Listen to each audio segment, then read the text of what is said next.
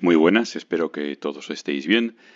Vamos a hacer un repaso del tema de la prehistoria y vamos a intentar que sea breve, siendo un tema que cubre millones de años, es un reto, pero vamos a ver qué tal sale. Bueno, entonces la prehistoria comúnmente viene a abarcar lo que es desde que aparecen los homínidos hasta el inicio de la escritura, aunque a veces se tiene en cuenta que esa escritura tiene que haber sido descifrada para que se considere que tal civilización o tal cultura entre en el periodo histórico.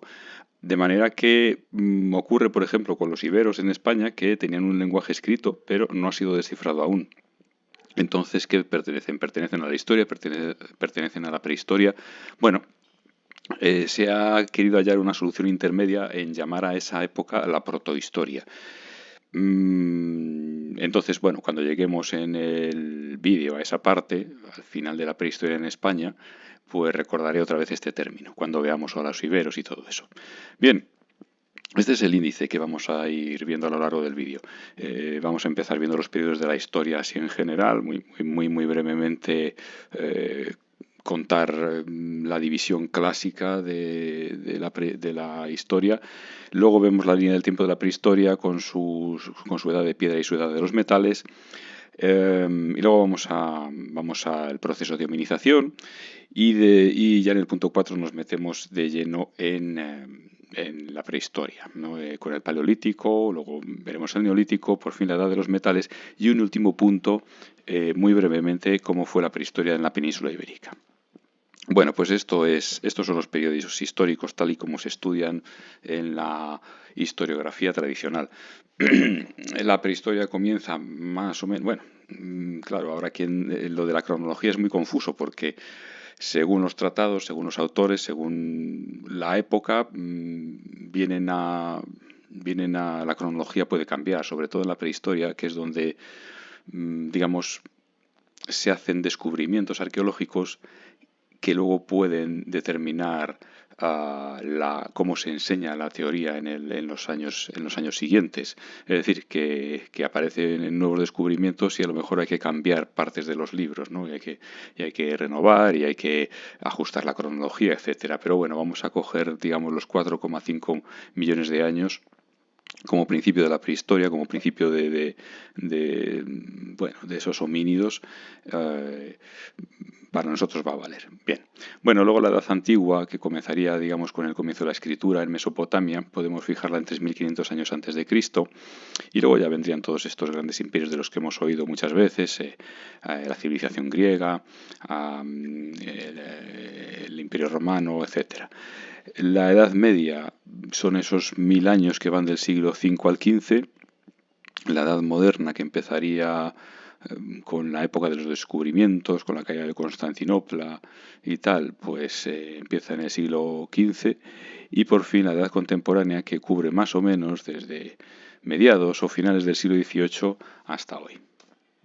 Este es el mapa del tiempo. Entonces, bueno, pues ya veis que tenemos un paleolítico, que es la era o el periodo más grande, más largo, que empieza hace 4,5 millones de años, el neolítico, que es cuando, digamos, el ser humano se hace sedentario y agricultor y ganadero, comienza hace 10.000, en el 10.000 antes de Cristo, perdón, y después la edad de los metales, que esto también es muy complejo porque en cada sitio, en cada lugar empieza en una época distinta, no son cronologías que valgan para todo el mundo, ni mucho menos, son muy aproximativas, que empezaría, digamos, pues eso, en el sexto milenio antes de Cristo. Y esa edad de los metales, como ya sabemos, se divide en cobre, bronce e hierro. Bueno, vamos a hablar del proceso de hominización, de la famosa evolución de las especies. Bueno, a ver, este típico dibujo, que con alguna variante hemos visto todos alguna vez, no es de fiar. Así que lo vamos a desechar, porque da la impresión de que, viendo este dibujo, pues el Homo sapiens moderno pues desciende del Neandertal y este del Homo erectus y este del Homo habilis y este del Australopithecus, y esto no es así. La evolución no es como, digamos, un solo homínido evolucionando a lo largo del tiempo hasta llegar a nosotros. No, es mucho más parecido a un árbol con muchas ramas, con muchas ramas. Entonces, fijaos en este otro gráfico. Si empezamos por el Australopithecus, sí, vemos que es un antepasado muy lejano nuestro, de hace más de 4 millones de años, pero después ya vemos cómo todo se va ramificando, es decir, cuando llegamos ya aquí a esta ramificación, al Homo habilis, el Homo habilis sí que es un antepasado nuestro, así como el ergaster o el Homo ergaster, pero después ya se van bifurcando. Y por un lado nos aparece el Homo antecesor, descubierto en Atapuerca, en la Sierra de Atapuerca, en Burgos, y por otro lado ya nos aparece el Homo erectus, es decir, que nosotros no descendemos del Homo erectus, nosotros nos vamos o descendemos de la rama del Homo antecesor, que a su vez se diferencia en el Homo rhodesiensis y en el Homo heidelbergensis, y de este Homo heidelbergensis aparece el hombre de Neandertal, que fue contemporáneo durante muchos años del Homo sapiens, que somos nosotros, pero no fue nuestro antepasado. No fue nuestro antepasado. Nosotros venimos de la rama del Rhodesiensis y el hombre de Neandertal viene de la rama del Heidelbergensis. Bueno, esto sí que se parece más a lo que fue realmente la evolución y el proceso de hominización. La teoría que comenzó con todo esto de la evolución de las especies, yo supongo que todo el mundo ha oído hablar de ella, pues es la famosa teoría de Charles Darwin, ampliada, retocada y mejorada a lo largo de muchos años por otros muchos investigadores y científicos. Bueno, vamos directamente con las características de los homínidos, que son 4 y bueno, son muchas más, pero bueno, las más esenciales son estas de aquí, ¿no? El bipedismo, es decir, el ser capaz de caminar sobre 2 piernas. El pulgar oponible, que es una característica que por muy sencilla que parezca, ¿no? Lo de poder, digamos, tocar con el pulgar los otros dedos de la mano, una cosa tan sencilla, casi ningún animal es capaz de hacerlo, ¿no? Es capaz de hacerlo el chimpancé, que tenéis aquí arriba. Es capaz de hacerlo también este señor tan simpático, el oso panda, pero aquí con una pequeña trampa, porque lo que el oso panda tiene son 6 dedos. Tiene una especie de pulgar atrofiado que, bueno, le sirve para sujetar cosas si cierra el puño, digamos. Pero bueno, realmente son el chimpancé y, bueno, los monos y el ser humano los únicos animales que tienen ese pulgar oponible. El cerebro más grande, según ha ido evolucionando, el cerebro se ha hecho más grande, si bien el cerebro del neandertal era incluso un poco más grande que el nuestro, pero bueno, el nuestro parece que las hendiduras cerebrales son más profundas y es capaz de realizar más funciones. Y la procedencia de África, al final, pues todos los homínidos proceden del Australopithecus y del Ardipithecus y son de origen africano. Bueno, vamos con el Paleolítico ya. La característica del Paleolítico, bueno, es que ya digo, las especies de homínidos son ya animales que andan erguidos y se caracterizan por una vida nómada, es decir, no están asentados en ningún sitio y son cazadores-recolectores. Su forma de supervivencia es cazar animales y recolectar frutos. Es decir, no conocen la agricultura ni la ganadería, ni les hace ninguna falta porque allá donde se asientan la caza y la recolección es abundante. Además, cuando hay algún tipo de cambio climático, cuando los animales escasean, no tienen más que moverse a otro valle, a otro lugar, y allí vuelven a tener todo lo necesario. Son gentes que van perfeccionando su industria lítica. La industria lítica quiere decir la fabricación de piedras como utensilios, como herramientas. Este de aquí es el más común quizás, el más significativo, que es el bifaz. Es una piedra labrada por ambos lados y se puede utilizar para muchas cosas y depende de cómo se labre y de qué material, de qué tipo de roca se utilice, pues será mejor para digamos, para unos cometidos o para otros. Otra peculiaridad de este homínido del Paleolítico es el descubrimiento del fuego, es decir, el descubrimiento, bueno, es de suponer que lo descubrieran en los plenos albores de la humanidad, pero cuando consiguió dominar el fuego y usarlo para su propósito, parece ser que fue hace 1,5 millones de años. Parece ser que podría ser el Homo erectus, el primero que consiguió dominar el fuego. No es del todo seguro, pero las evidencias más antiguas parece que son ya digo, desde hace 1,5 millones de años. Esto también es una característica importante del Paleolítico. Bueno, estos cazadores recolectores, esta gente que poco a poco va dominando el fuego, que se asientan en abrigos y en cuevas que encuentran, bueno, también desarrollan un tipo de arte, ¿no? Entonces, el significado del arte paleolítico es algo totalmente desconocido. Solo podemos manejar hipótesis más o menos plausibles y que tendrán más o menos sentido, pero realmente no sabemos nada. Entonces, se divide normalmente en dos categorías, el arte portátil y la pintura rupestre. El arte portátil obviamente se puede llevar de un lado a otro, como son estas estatuillas femeninas llamadas Venus. Se han encontrado muchas. Esta quizás es una de las más célebres, la Venus de Willendorf. Y tienen unas características comunes, y es que tienen las caderas muy abultadas, los órganos sexuales también, los pechos, y por esas características comunes entre Venus que se han encontrado en sitios muy diversos, se les ha querido dar un significado mágico relacionado con la magia y la fertilidad, como si fueran una especie de diosas de la fertilidad.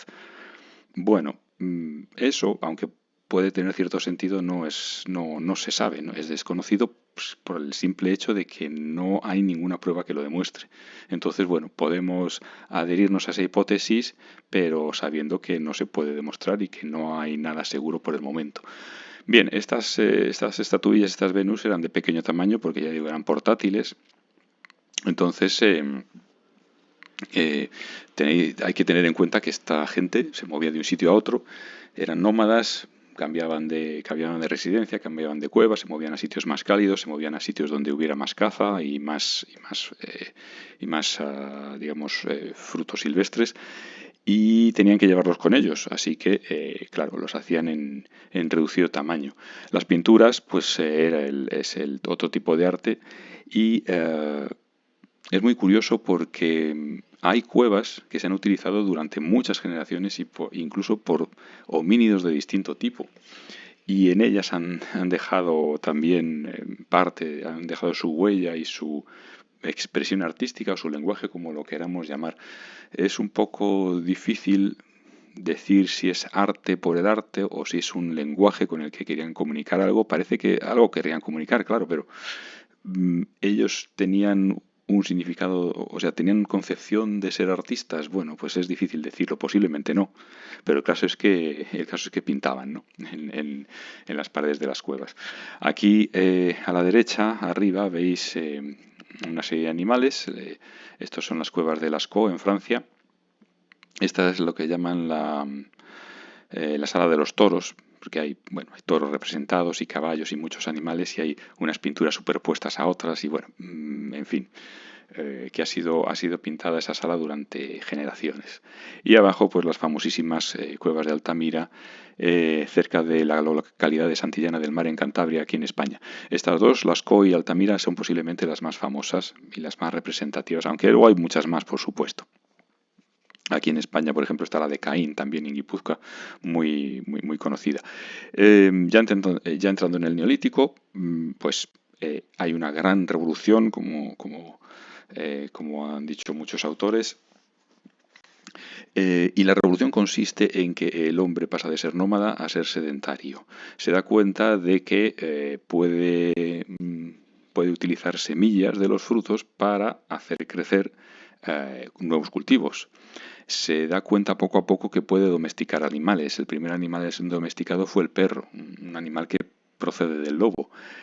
Y bueno, poco a poco puede cultivar su propia comida y cuidar sus animales, y para eso obviamente tiene que vivir en el mismo sitio, tiene que vivir al lado de su granja.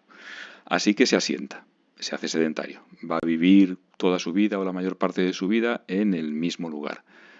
Y esto, desde luego, es un gran cambio, un cambio muy grande. ¿Para bien o para mal? Pues bueno, tradicionalmente se pensaba que para bien, pero también hay autores hoy que, que lo contradicen. Es decir, hay autores como Jared Diamond que dicen que bueno, el hombre nómada tiene una dieta más variada, el hombre nómada es más fuerte, más resistente a las enfermedades, una población que se asienta y que crece tiene más riesgo de extender una epidemia.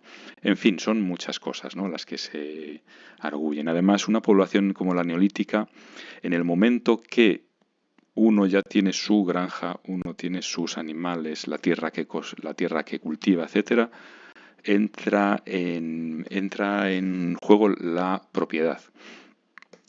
Y con la propiedad entra en juego la jerarquía, es decir, el que más tiene es el que manda. El que más consigue acumular es el que manda, es el que dice lo que hay que hacer. Los que no tienen nada o los que no consiguen cultivar una tierra o tener animales, es posible que pasen a ser esclavos. En tiempos de escasez es posible que se declaren la guerra un pueblo a otro. El que gana toma esclavos a su vez. Entonces se produce una gran jerarquización de la sociedad. No es que antes no hubiera líderes, claro que había líderes, pero en el momento que un clan paleolítico sale de caza, van todos de caza, el líder y todos los demás. Y lo que cazan se reparte entre todos. Es posible que al líder le tocara un trozo más grande o el trozo más jugoso de mamut, pero al final hay un reparto más equitativo, hay un pensamiento, una vivencia de comunidad mucho más intensa, y de que la comunidad somos todos y todos cuidamos de todos. En el neolítico eso empieza a desaparecer y ya digamos que nos volvemos un poco individualistas y egoístas, y desde entonces hasta hoy, claro. En el neolítico ya el único homínido que pervive es el Homo sapiens, ¿eh?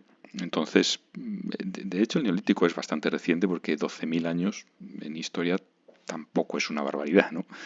Bueno, ¿dónde se empieza a cultivar la tierra? Pues es en este espacio que incluye, como ya veis, Mesopotamia, el Oriente Medio, parte de la península del Sinaí. Bueno, se viene a llamar el creciente fértil porque tiene más o menos forma de media luna. En aquella época esto era un valle muy fértil, sobre todo la zona regada por los ríos Tigris y Éufrates, aquí en Mesopotamia, y es natural que aquí pues hubiera grandes llanuras de cultivo. Bueno, pues aquí es donde empezó todo, empezó esta revolución neolítica con toda su plantación de alimentos y la cría de animales. Este es el típico poblado, ya veis. Bueno, pues hay una clara división del trabajo. Eso también hace que la sociedad se haga más jerárquica.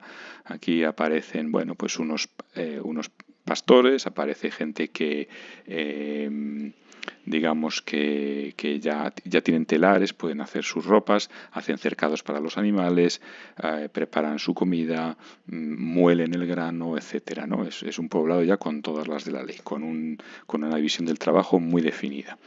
Esto influye, ya lo he dicho ya varias veces, en una sociedad jerárquica, más y más jerarquizada, en la que el que más posee se hace con el poder, y además también se hace no solo con una especie de poder político, sino también con un poder religioso, porque ya hay unas creencias en esta gente. Bueno, en fin, esto ya nos va sonando, porque hasta el día de hoy sigue habiendo líderes políticos, líderes religiosos, incluso algunos líderes que acumulan los dos poderes en uno, ¿no? El político, el religioso, el ejecutivo, el judicial, el legislativo, todo.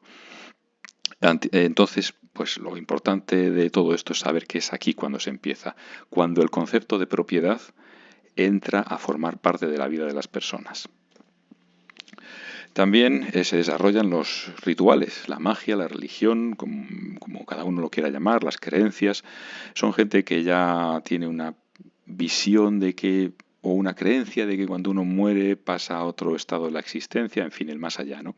Ya desde el hombre de Neandertal, ya desde el Paleolítico, hay enterramientos rituales y enterramientos con cráneos de osos o con elementos que parecen destinados a un viaje de ultratumba, en fin, que ese enterramiento ritual ya existía, pero se va a desarrollar mucho en el Neolítico. Mirad, aquí vemos un ritual bueno, parece que están despedazando a un animal en el medio, está toda la tribu reunida y además esto de aquí es un dolmen, que era una construcción megalítica. Megalítica quiere decir de grandes piedras, megalitos, gran piedra.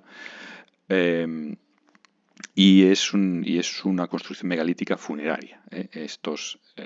Era como una cámara funeraria, bueno, era de hecho una cámara funeraria que se hacía con grandes bloques de piedra, con ortostratos preparados y pulidos, y después, cuando ya estaba construido, se cubría todo de tierra y se quedaba así como un túmulo. Bueno, pues estos dólmenes eran construcciones que costaba mucho tiempo y mucho esfuerzo hacerlas, entonces lo normal es que allí se enterrara gente poderosa, líderes, sacerdotes, familias bien, vaya, de la época. Estas son las muestras de megalitismo más comunes, ¿no? El cromlech, que es el primero de la izquierda, que ya veis, bueno, pues es como un círculo de piedras techado, de piedras puestas en vertical y otras en el medio. Bueno, parece ser que tenía un significado ritual por la orientación y parece ser que en determinadas épocas del año justo el sol se ve por un hueco entre las piedras cuando sale o cuando se pone, en fin. Es muy posible que tuvieran un significado ritual, pero desde luego importante era porque eran capaces de traer las piedras desde lugares muy lejanos solo para construir ese cromlech, ¿eh? O sea que algo de importancia tendrían. El del medio es un menhir. Y estos menhires, pues hay muchísimos repartidos por el mundo y no se sabe qué función tenían. No se sabe a ciencia cierta, podía ser límites entre unas tierras y otras, límites entre un poblado y otro. Algo así debía de ser porque otra explicación es complicado darle. Hay sitios que hay menhires alineados, como en Karnak, en Francia, y bueno, pues quién sabe, ¿no? Alguna función debía tener, algún significado debía tener para que se dedicaran a pulir estas piedras tan grandes y a clavarlas en el suelo. Y luego, por fin, los dólmenes, este que veis aquí a la derecha es pequeño, que eran, ya digo, cámaras funerarias, un monumento funerario megalítico. Aquí a mí una de las cosas más conmovedoras de la prehistoria es cómo esta gente ya buscaba un significado de la vida, un sentido de la vida, una trascendencia. Aquí hay preguntas sobre el más allá, sobre si hay algo más allá de este mundo, si hay espíritus o dioses que nos protegen o no nos protegen. En fin, es una cosa, una constante, ¿no?, en el ser humano, ese preguntarse por si habrá más allá de esta vida cosas o el conocimiento profundo del ser humano, en fin, ya ese tipo de preocupaciones ya las tenían esta gente del Neolítico e incluso del Paleolítico. Bien, otra manifestación, digamos, artística, porque aquí ya sí que es prácticamente el arte por el arte, es la cerámica. Hay muchísimos utensilios de cerámica que se han descubierto y se utilizaban, habían descubierto cómo hornear y entonces pues hacían muchísimos utensilios domésticos de cerámica. Bueno, la decoración, una de las decoraciones más típicas, más significativas o más representativas del Neolítico es la cerámica cardial, que se hacía con una concha de un bivalvo.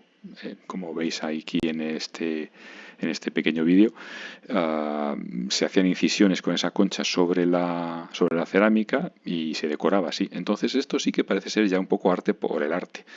O pensar, bueno, yo soy un hombre del Neolítico, ya que vivo aquí, ya que me he establecido en esta residencia, digamos, para siempre, pues mis cacharros de casa los voy a tener bonitos, ¿no? Y voy a hacerles una decoración y unas incisiones y en fin, o sea, que es gente que se instala. O sea, el Neolítico es ya una gente que tiene una conciencia de vivir en un sitio, que a nosotros nos parece lo más normal del mundo, pero que no lo era hasta la llegada del Neolítico.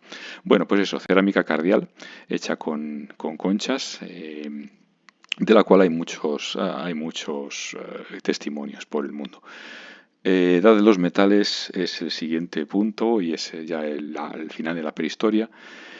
Y bueno, vamos a ver cómo en unos lugares la prehistoria acaba antes que en otros, porque si hemos dicho que hasta que aparecen los primeros testimonios escritos es cuando acaba la prehistoria, pues obviamente no aparece la escritura en todo el mundo al mismo tiempo. De hecho, hay sitios a día de hoy, algunas tribus que no conocen la escritura, ¿no? Tribus que viven aisladas y todavía no conocen la escritura. Bueno, pero vamos a dejarnos de anécdotas y vamos al tema en sí. Esto que veis aquí es una hoja de cobre, un puñal de cobre, es la hoja del puñal y bueno, representa ya un uso de la metalurgia para fines específicos. Entonces, las tribus que consiguen dominar la metalurgia van a tener más poder, van a alcanzar más poder que aquellas que todavía no conocen la metalurgia ni cómo aplicarla. La edad de los metales no quiere decir que hayan dejado la piedra atrás. Se sigue utilizando la piedra, se sigue utilizando la cerámica, se sigue utilizando la madera, etcétera. Lo que pasa es que incorporan los metales y la metalurgia, el trabajo sobre esos metales, a su día a día. Pero vamos, lo incorporan, no es que sustituyan una cosa por otra, del mismo modo que el hombre neolítico que se dedica a actividades agropecuarias no ha dejado de cazar, es decir, sigue cazando. Lo que ocurre es que ya no es su única actividad para sustentarse. Bueno, pues ya veis, una hoja de cobre de un puñal de la época, que bueno, el cobre es la primera parte de la edad de los metales, aparecen las primeras manifestaciones o los primeros objetos de cobre extraídos y manipulados hacia el año 6500 a.C. Y después llega la edad del bronce, hacia el 3300 a.C. Y el bronce no es más que una aleación en proporciones variables de cobre y de estaño, lo cual endurecía el metal y además lo hacía más maleable y se podían fabricar más utensilios y más herramientas y, como veis aquí, también más armas. Esto de aquí arriba es un hacha de bronce. Bueno, la hoja del hacha es lo que es de bronce, ¿no? Entonces ya veis que la forja había alcanzado un nivel ya bastante desarrollado. O sea, no son ya unos utensilios cualquiera, no son como aquellos bifaces del Paleolítico, ¿no? Que bueno, labraban la piedra y poco más, aunque la piedra labrada llegó a alcanzar también un desarrollo muy grande, ¿eh? Como veréis en el tema, donde se explica todo con más detenimiento. Bueno, entonces aquí abajo, sin embargo, lo que hay es una espada de la Edad del Hierro, una espada ibera, por cierto, llamada falcata, este tipo de espada, y tenía esta forma porque parece ser que era la que con esta forma se aprovechaba toda la fuerza del brazo, ¿no? Al cortar. Bueno, la cuestión es que la forja ya veis que alcanza un desarrollo y una precisión muy considerable. Ya esta gente ya sabía perfectamente lo que hacía. También tenían sus manifestaciones artísticas, como es lógico, como estas figuras del pensador de Amangia, ¿no? Que fue encontrada en Rumanía, con otras bastante parecidas, que ya tienen, en fin, ya un sentido artístico bastante significativo, yo creo. Esto no es una cosa que haga uno cuando se aburre, sino que ya pienso yo que tiene el sentido de estar creando algo artístico, algo con un valor, digamos, más espiritual que otra cosa, ¿no? Y aquí abajo vemos un cuenco oculado, era muy común también en estas culturas la representación de ojos soles, una especie de invocación al sol como astro rey, como astro gracias al cual nos da la vida y gracias al cual crecen los vegetales, en fin. Entonces era muy común la representación de estos ojos soles en todas estas culturas antiguas. Incluso en Mesopotamia aparecen los astros como símbolos de las deidades. O sea que no es nada raro. Bueno, y esto, que es muy necesario decirlo porque hacia el 3200 a.C. Aparece esta escritura, que es la escritura cuneiforme, en Mesopotamia, concretamente en una serie de poblados agrupados bajo el nombre de cultura sumeria. No era un reino, eran unos poblados con una cultura similar, que se llamó Sumer, cerca de la desembocadura del Tigris y el Éufrates. Y aparece esta escritura cuneiforme hecha en tablillas de barro, porque estas sociedades ya, claro, son muy complejas y ya comercian y ya tienen un organismo de Estado primitivo, pero ya con un organigrama claro. Entonces resulta que ya no pueden confiar tanto en su memoria para las cosas y necesitan anotar las cosas. Necesitan, pues eso, necesitan escribir para acordarse de los impuestos, del trasiego comercial entre una ciudad u otra, etcétera. Así que la historia empieza en Sumer con esta escritura que sí que ha sido descifrada. Y yo uso esta frase que me gusta mucho, que en realidad es el nombre de un libro. La historia empieza en Sumer y me gusta mucho cómo suena esa frase, así que yo la utilizo también. Bueno, entonces que sepáis que durante esta edad del bronce hay algunos pueblos que ya están pasando a la prehistoria, ¿vale? Pero es en el Oriente Medio y nos queda un poco lejos de nosotros. Así que yendo ya a España, pues nuestra prehistoria tiene un hito muy significativo y es el hallazgo en la Sierra de Atapuerca del Homo antecesor, que resultaron ser los restos humanos más antiguos que se han encontrado en Europa hasta la fecha.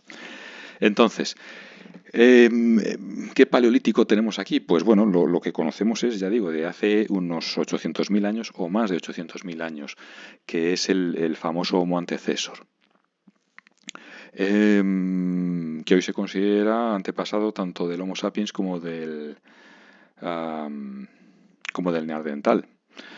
Y ahí en Atapuerca se han encontrado un sinnúmero de restos porque, bueno, parece ser que hubo allí un lugar de enterramiento, una necrópolis. Entonces pues ha sido una gran suerte encontrar ahí toda esa serie de restos, ¿no?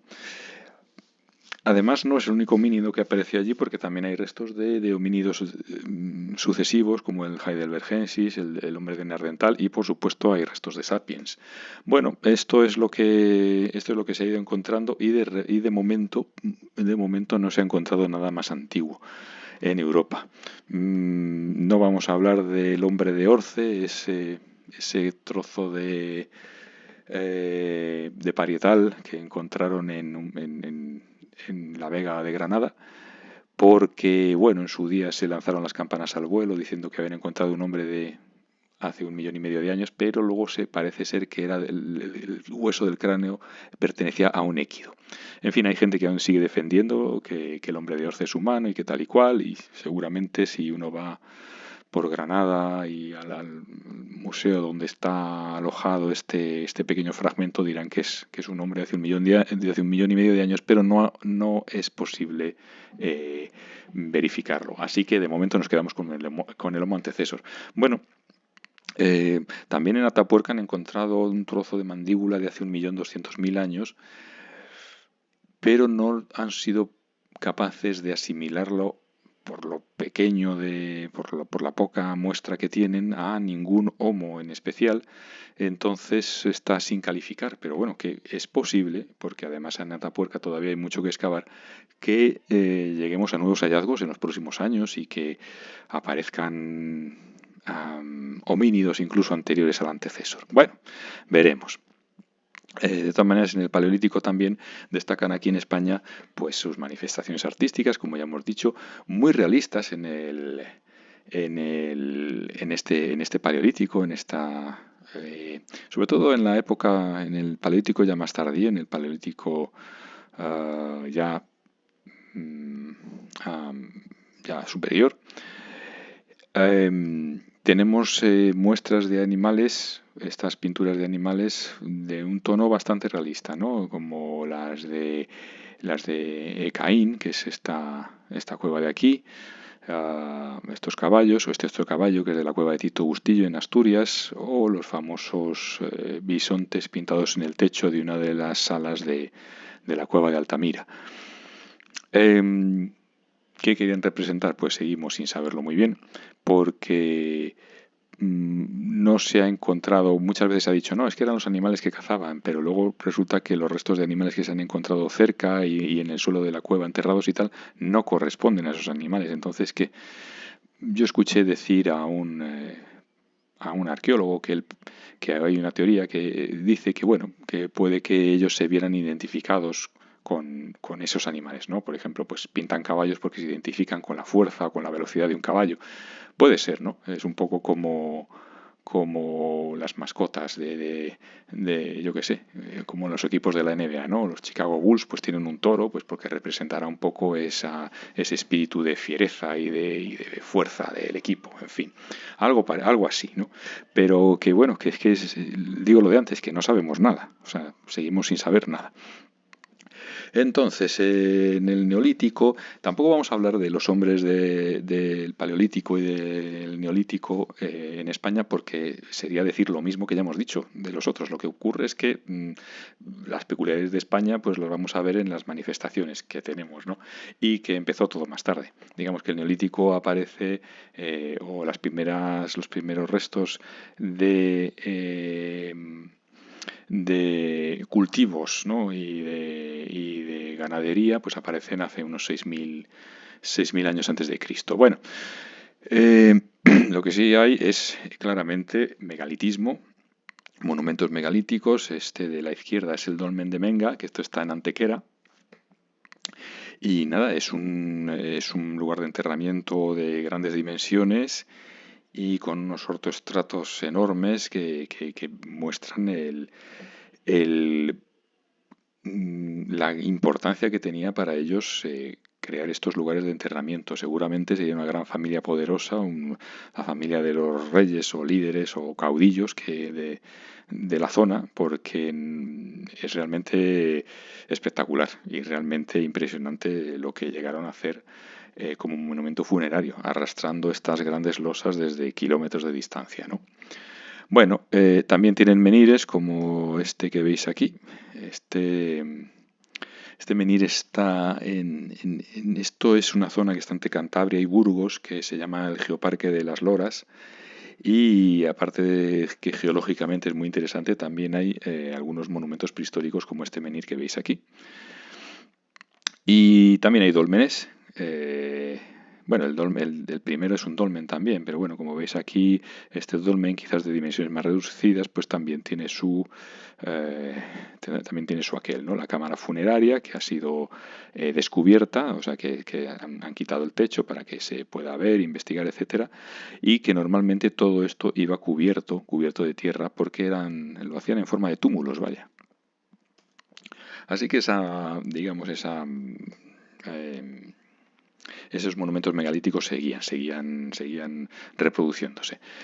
En España también. Y la cerámica cardial tiene mucha difusión en España. Hay cerámica cardial en la zona de Levante. Hay una cerámica cardial más de un estilo más marítimo, otro un estilo más del interior. Pero el caso es que se hace a la manera cardial, haciendo incisiones con una concha, como veis en este magnífico ejemplo de doble cuenco. La pintura rupestre tiene una diferencia con la del Paleolítico y es que se hace más esquemática, se hace más como en forma un poco de silueta, por decirlo así. Y lo vemos aquí en varios lugares, ¿no? Esta es la Cueva de la Araña, que está en el Levante también, la Comunidad Valenciana. Es una mujer cogiendo miel. El artista o la artista ha utilizado este hueco de la pared como si fuera una colmena, ¿no? Y parece ser que está colgada en un sitio, subida a un árbol, la mujer con su bolsa para coger la miel y alrededor las abejas revoloteando, que debían tener la piel muy dura en esta época porque parece ser que no le importa nada a esta mujer que haya abejas alrededor. Bueno, esto parece ser que esto es la cueva de Cogul, esto está en Gerona, si no recuerdo mal, y, y vemos como una escena que parece de danza, digamos, con unas mujeres que aparecen con vestidos largos y unos animales que corren por aquí. La imagen es mucho más grande, pero bueno, he querido seleccionar solo este pequeño apartado y tiene toda la pinta de representar algún tipo de ritual. Pero una vez más sabemos bastante poco del tema, ¿no? Y a la derecha sí que vemos una escena de caza, esta vez sí, unos arqueros eh, disparando lo que parecen unos antílopes, bueno, unos ciervos, un ciervo aparece al fondo también. ¿Para qué pintaban esto? Quizás para que les diera suerte en la caza, pues a lo mejor tenían esa especie de pensamiento mágico, pero bueno, el caso es que lo tenemos ahí, de momento solo podemos conjeturar y, y admirar sus dotes artísticas, ¿no? Y por fin llegamos a la edad de los metales, que es ya el final de la prehistoria en este apartado de prehistoria en España. Hay una edad del cobre que viene muy representada, que viene muy bien representada por el poblado de los Millares, que es un poblado que estuvo en Almería, ahora ya solo quedan ruinas, pero que en esta maqueta podéis haceros una idea de cómo era. Empezó siendo un poblado en lo alto de un monte. ¿Por qué en lo alto de los montes? Porque podían divisar mejor si se acercaban enemigos, podían divisar mejor quizás la caza o los lugares de pasto o los lugares de cultivo. Bueno, el caso es que eran ciudades ya amuralladas siempre porque había guerras, se atacaban unas a otras o podían robarse unos a otros. Bueno, pues cuando la ciudad crecía, pues se hacía otro recinto amurallado y otra vez la ciudad. En algunos lugares parece que se edificaban una especie de templo o algún tipo de taller porque eran lugares más grandes y que parece que en sitios con predominancia, con más importancia, y la población crecía y crecía, así que el poblado tuvo que ir aumentando. Y siempre cerca del curso de un río que era una fuente de vida, como es lógico. Bueno, de los Millares era el cuenco oculado ese que antes os he enseñado como arte de los metales en general. Era un tipo de eso, ¿no? Bueno, la cerámica se sigue utilizando, como ya he dicho antes. Se incorporan elementos, pero no se desprecian los que ya se usaban. Esto es un vaso campaniforme, muy habitual en las culturas del cobre, en las culturas calcolíticas de la península ibérica. Parece ser, según algunas teorías, que se inició en España y luego en la península ibérica y luego se extendió por el resto de Europa. Bueno, puede ser, puede ser. El caso es que aquí es muy común. Y forma parte de lo que llaman el tesoro de Cienpozuelos o el vaso campaniforme de Cienpozuelos que se encontró aquí al sur de la Comunidad de Madrid. Y como veis, pues ya lleva su decoración incisa y demás. Estos vasos campaniformes parece ser que no se utilizaban para guardar alimentos ni tampoco para cocinar, sino para rituales. O sea que era cerámica de lujo, empleada solo por los jefes de la tribu, quizás en encuentros con otras tribus, etcétera. Y aquí tenemos otro ídolo oculado. Esta vez es el ídolo oculado de Extremadura, encontrado en el Valle del Guadalquivir. Y como veis, pues los ojos, soles, una especie de invocación al sol o alabanza, homenaje, lo que sea, el pelo, las cejas y una especie de tatuajes faciales muy curiosos que puede que sean escarificaciones. Bueno, el caso es que es llamativo, ¿eh? Este ídolo. En fin, su mundo mágico, ¿no? O su mundo religioso. En la Edad del Bronce tenemos unos testimonios muy, muy importantes, sobre todo en la cultura del Argar, que se desarrolla en el suroeste, perdón, en el sureste peninsular, en Almería, en parte de Almería, parte de Murcia, y nos ha llegado ya una cerámica ya de lujo, muy bien hecha y bruñida, es decir, ya muy pulida, con un acabado muy fino, y que sería utilizada seguramente también por las familias poderosas. Esto es solo un ejemplo, una copa del Argar, una copa argárica, pero que nos da muestra ya de unas civilizaciones ya muy avanzadas y con una alta jerarquización, porque esto es de lujo, estas copas no las tenía cualquiera, y cómo esas mm, culturas, esas tribus que eran capaces de dominar la metalurgia, tenían más poder y sometían a las que no. Este de aquí a la derecha es lo que llaman el bronce manchego, la motilla del Azuer, en Ciudad Real, y es toda una construcción empleada para hacer de granero y de depósito de agua. ¿Y por qué tenían que hacer toda esta construcción, esta fortificación para meter alimento y agua? Pues porque parece ser que hubo una época de una terrible sequía y entonces algunos pueblos robaban el agua a otros. Entonces, los que habitasen en esta parte decidieron encerrar sus víveres y su agua para que no fuera robada por nadie. Y hicieron este gran monumento, en fin, un poco laberíntico, pero en el que no había viviendas, nadie vivía ahí, solo era, ya digo, un lugar de almacenamiento. En las Islas Baleares, en esta época, encontramos ya, pues, digamos que a finales del Bronce, principios del Hierro, un megalitismo muy peculiar que solo se da ahí en las Baleares, sobre todo en la isla de Menorca, es donde hay unos testimonios más válidos. Y son tres tipos. A la izquierda tenemos la naveta, que eran enterramientos. Naveta porque tiene forma de nave boca abajo, es decir, de un barco puesto boca abajo. Las taulas, que no se sabe muy bien qué significado podían tener, quizás también ritual, quizás era la forma que le da un símbolo de una deidad, en fin, podemos especular hasta el infinito, ¿no? Y los talayots, que eran atalayas, eran torres de vigilancia simplemente, ¿eh? Entonces es de pensar que estaban puestas junto a la muralla de los poblados, en fin, torres de vigilancia. Típico de las Islas Baleares y muy característico de allí, del bronce balear. Y por fin llegamos a la Edad del Hierro. En la Edad del Hierro aparecen ya todas estas culturas que nos van sonando, los celtas, los íberos, los celtíberos, y dentro de cada cultura, muchas otras tribus. De hecho,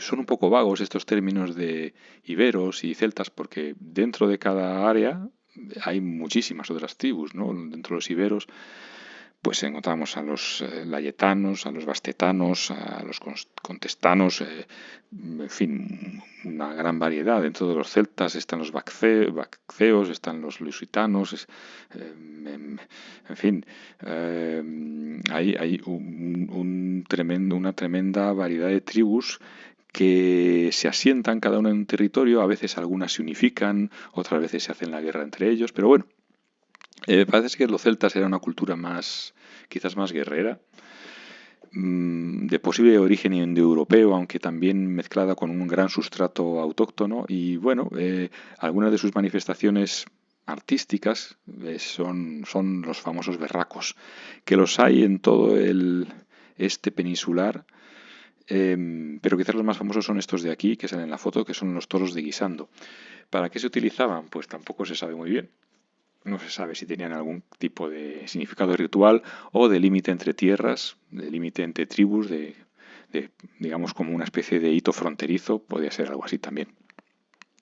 Y los íberos, sin embargo, están mucho más influidos por las culturas del Mediterráneo que van llegando allí, como los fenicios, como los griegos, y por eso su escultura es más, digamos, más sofisticada, ¿no? Como la famosísima Dama de Elche y otras damas como la Dama Oferente del Cerro de los Santos o la Dama de Baza, que son que ya digo, tienen una sofisticación y un grado de detallismo mucho mayor. Ya digo que estamos en esta frontera entre la prehistoria y la historia, que hemos dado en llamar protohistoria, porque hay manifestaciones ya típicas de la historia, como por ejemplo la escritura, que tenían los íberos, pero que aún no ha sido descifrada. Los celtas no se ha encontrado nada parecido a una escritura de ellos, eh, pero ahí estaban, ¿no?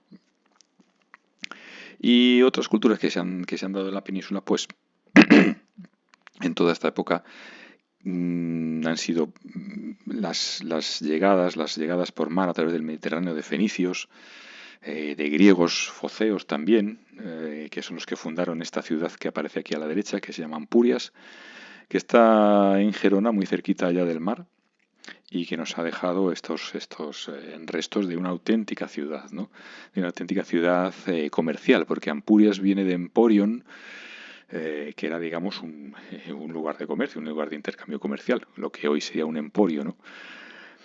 Los fenicios llegan a la península ibérica, parece ser que atraídos por las riquezas de un pueblo muy misterioso llamado Tartesos, y bueno, pues ahí dicen que parece ser que son ellos los que nos traen la escritura, los fenicios, a esa zona de la península, al sur. Los tartesos se asentaban, digamos, en lo que hoy es Huelva, Sevilla, quizás parte de Cádiz también. Y es difícil decir si lo que se ha encontrado, por ejemplo, este sensacional tesoro, el tesoro del carambolo, que veis aquí, piezas forradas en oro, es difícil decir si son tartesas, son de los fenicios. Es influencia oriental, eso está clarísimo, son orientalizantes, pero es muy difícil esclarecer el origen real, porque es que las influencias iban y venían, y entonces son tartesos haciendo piezas al estilo fenicio, son piezas directamente fenicias, en fin. También había mucha cerámica de influencia griega, etcétera, que no vamos a explicar porque no nos da tiempo, pero bueno. Entonces, ese pueblo que existió, pero que tiene tanta leyenda y tanta mítica alrededor como los tartesos, pues continúa siendo muy misterioso, pero parece ser que llegaron a ser muy poderosos y que atraían a gentes de otros puntos del Mediterráneo. Cartagineses también hubo, y vaya que sí hubo. Y los cartagineses realmente eran fenicios que se quedaron que digamos que se asentaron en lo que hoy es Túnez, en el norte de Túnez, y llegaron a ser una cultura distinta, ¿no? Llegado un punto se independizaron completamente de los fenicios y quisieron controlar todo el Mediterráneo occidental. Entonces, claro, el Mediterráneo occidental, como es lógico, está la península ibérica y están las Islas Baleares, y parece ser que llegaron a Ibiza, que fueron, digamos que fueron los que donde primero se establecieron fue en Ibiza. Y de ahí esta escultura que tenéis aquí, que se llama la Dama de Ibiza, que era la diosa Tanit, que era una de las diosas cartaginesas. Luego llegarían a la península, invadirían, se pelearían con los romanos durante las famosas guerras púnicas en el siglo III a.C. Bueno, eso ya no nos vamos a meter mucho en ello porque ya pertenece a otro tema. Y además, ya digo, estas culturas, fenicios, cartagineses, romanos, ya tenían por supuesto escritura, entonces no tiene sentido que en prehistoria sigamos hablando de ellos, pero simplemente nombrarlos como ese paso en esta época llamada protohistoria, digamos ese primer milenio antes de Cristo, en el que hubo presencia de tantas y tantas gentes diversas en la península ibérica, que enriquecieron nuestro legado cultural y que de alguna manera nosotros provenimos de todo este cruce de culturas tan espectacular. Bueno, básicamente esto es todo por hoy. Ha sido un resumen que, aunque me haya salido un vídeo un poco largo, claro, teniendo en cuenta que es la prehistoria entera, pues ha sido muy básico, pero que espero que ayude a todo el mundo a hacerse una idea general, hacerse una visión así aérea de lo que fueron las diferentes etapas de la prehistoria y sus características principales. Nada más, nos vemos en clase.